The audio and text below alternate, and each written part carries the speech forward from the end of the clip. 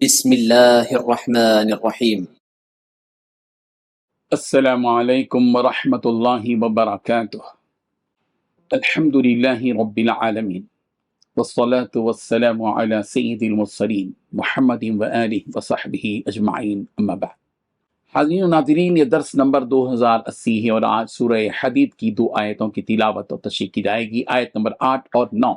چلیے سب سے پہلے ہم ان 2 آیتوں کی تلاوت اور تشریح کرتے ہیں، لفظی ترجمے اور ترجمے کے بعد تشریح کرتے ہیں۔ اعوذ باللہ من الشیطان الرجیم، بسم اللہ الرحمن الرحیم۔ وما لكم لا تؤمنون بالله والرسول يدعوكم لتؤمنوا بربكم وقد أخذ ميثاقكم إن كنتم مؤمنين هو الذي ينزل على عبده آيات بينات ليخرجكم من الظلمات إلى النور وإن الله بكم لرؤوف رحيم۔ لفظی ترجمہ یوں ہے، وما لکم، اور کیا ہے تمہیں، لا تؤمنون، تم ایمان نہیں لاتے، باللہ، اللہ پر، والرسول، اور رسول، یدعوکم، تمہیں بلاتا ہے، لتؤمنوا، تاکہ تم ایمان لے آؤ، بربکم، اپنے رب پر، وقد، اور تحقیق، اخذ، وہ لی چکا ہے، میثاقکم، پختہ وعدہ تم سے، ان کنتم مؤمنین، اگر تم ہو ایمان لانے والے، هو الذی، وہی ہے وہ جو ینزل، نازل کرتا ہے، علی عبدہ، اپنے بندے پر، آیتیں بینات، واضح، لیخرجکم، تاکہ وہ تمہیں نکالے، من الظلمات، اندھیروں سے، الی النور، اجالے کی طرف، وان اللہ، اور بے شک اللہ، بکم، تم پر، لرؤوف، البتہ نہایت شفیق، رحیم، خوب رحم کرنے والا ہے۔ ترجمہ یوں ہے، اور تمہارے لیے کون سی جگہ ہے کہ تم اللہ پر ایمان نہ رکھو، حالانکہ رسول تمہیں دعوت دے رہے ہیں کہ تم اپنے پروردگار پر ایمان رکھو، اور وہ تم سے عہد لے چکے ہیں اگر تم واقعی مومن ہو۔ اللہ وہی تو ہے جو اپنے بندے پر کھلی کھلی آیتیں نازل فرماتا ہے تاکہ تمہیں اندھیریوں سے نکال کر روشنی میں لائے، اور یقین جانو اللہ تم پر بہت شفیق، بہت مہربان ہے۔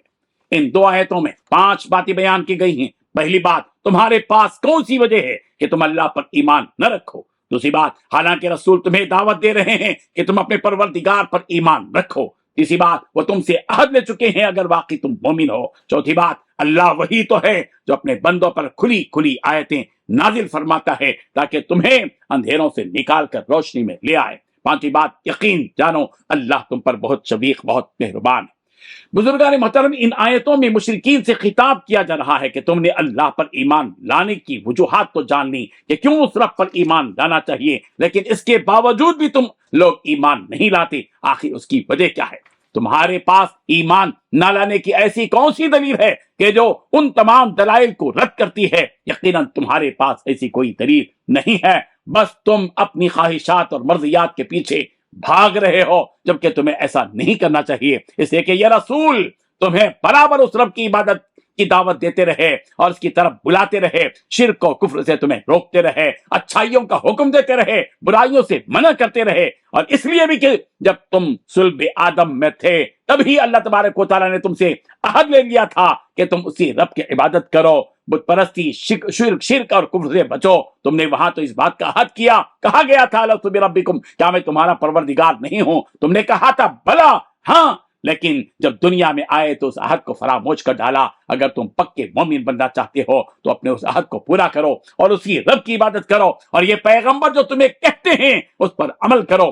عمر بن شعیب اپنے والد سے، اور وہ اپنے والد سے نقل کرتے ہیں کہ رسول اللہ صلی اللہ علیہ وسلم نے صحابہ کرام رضی اللہ عنہم سے پوچھا کہ تمہارے نزدیک سب سے بہتر مومن کون ہے؟ صحابہ کرام نے فرمایا انبیاء۔ آپ علیہ الصلوۃ والتسلیم نے فرمایا کہ وہ کیوں نہ ایمان لاتے جبکہ وہی خود ان پر نازل ہوتی ہے؟ پھر صحابہ نے عرض کیا کہ ہم، تو اس پر آپ علیہ الصلوۃ والتسلیم نے فرمایا تم کیوں نہ ایمان لاتے جبکہ میں خود تمہارے درمیان میں موجود ہوں؟ اس کے بعد آپ علیہ السلام نے فرمایا مخلوق میں مجھے وہ مومن لوگ سب سے زیادہ پسند ہیں جو میرے بعد آئیں گے تو وہ اپنے ساتھ قرآن پائیں گے، لہذا جو کچھ اس میں لکھا ہوگا وہ ان سب پر ایمان لائیں گے۔ اسی قرآن کے بارے میں اللہ تعالیٰ فرما رہے ہیں کہ اسی اللہ نے جس نے ان آسمانوں، زمین، رات، دن، چاند اور سورج سب کو پیدا کیا، وہی اپنی واضح واضح آیتیں اپنے بندے یعنی پیغمبر پر نازل فرماتا ہے تاکہ وہ ان آیتوں کی روشنی میں تمہیں ضلالت سے نکال لے آئے۔ اللہ تعالیٰ ہم سب کو ان آیات پر غور و فکر کرنے کی توفیق عطا فرمائے۔ آمین۔ وآخر دعوانا ان الحمد للہ رب العالمین۔